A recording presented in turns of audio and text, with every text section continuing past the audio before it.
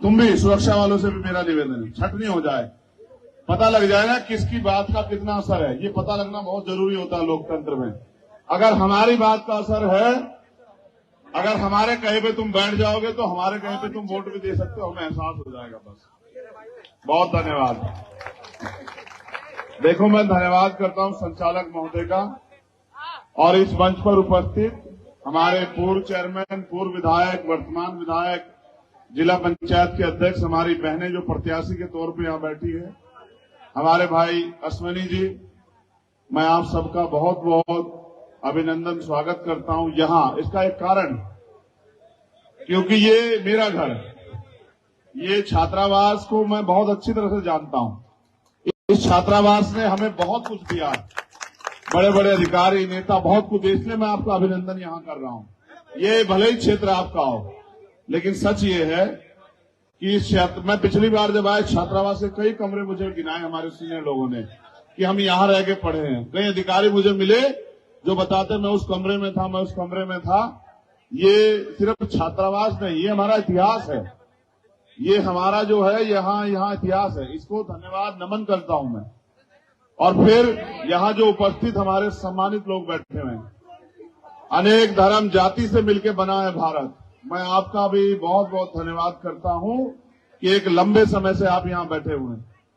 मुझे जो बातें आपसे कहनी है वो मैं बहुत कम शब्दों में कह दूंगा। मुझसे पूर्व वक्ताओं ने सब कुछ कह दिया है।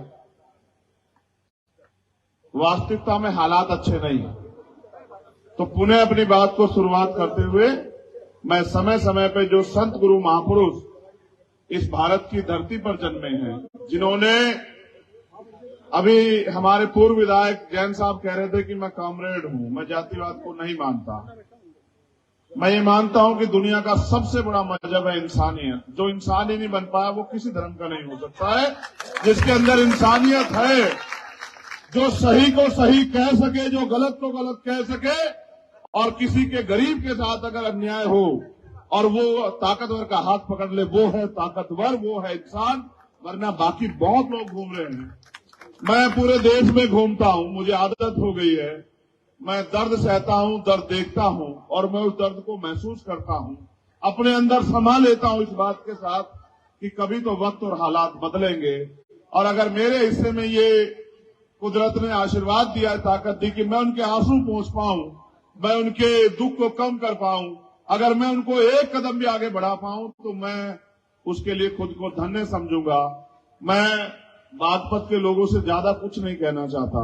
ये अश्वनी जो है, इससे मेरा कोई राजनीतिक रिश्ता नहीं है, सच ये है। विश्वास करो, इतना काम है। अगर राजनीतिक रिश्ता, छपरोली में हमारे प्रत्याशी में वहां नहीं जा पाऊंगा।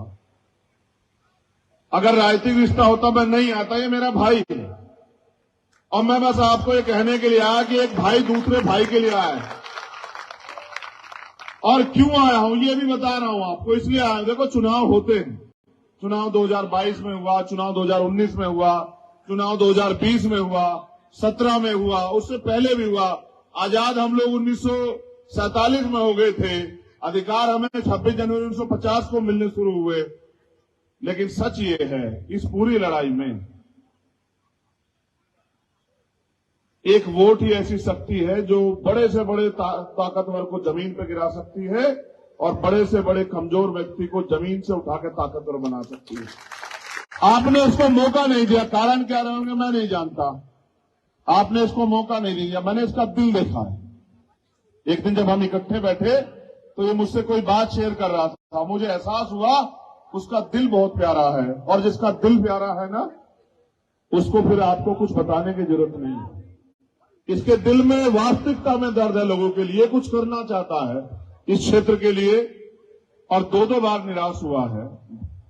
मेरे पास एक लंबी लिस्ट है जो हमारे सम्मानित जो यहां नेतागण बैठे उनकी, उनसे तो मैं अपील करूंगा कि आप अपनी जिम्मेदारी को अदा करना। लेकिन मैं अपने लोगों से स्पेशली ये कह रहा हूं कि मैं आपसे अपील करने के लिए नहीं आया, मैं आपको जिम्मेदारी देने के लिए आया हूं। जिम्मेदारी कि मेरे मान सम्मान की और मेरे रिश्ते की रक्षा करना आपकी जिम्मेदारी है। मैंने कभी आपको निराश नहीं किया। मैं और लगा जाता हूं तो वोट के लिए कहता हूं। मैं यहां आपको ये कह रहा हूं क्योंकि यहां की चलती हवा ये कह रही है बार बार जिसका जिक्र हो रहा है, ताकतवर लोग कह रहे हैं कि हम पैसे पे खरीद लेंगे, कोई कह रहा है हम शराब पे खरीद लेंगे, कोई कह रहा है हम उपहार पे खरीद लेंगे, और आगे बढ़ के ये कह रहे हैं, क्या कह रहे हो बताऊंगा, उससे पहले सुन लो। कभी कभी ताकत आदमी को अंधा कर देती है, सिर्फ अंधा नहीं करती, बहरा भी कर देती है, गूंगा भी कर देती है।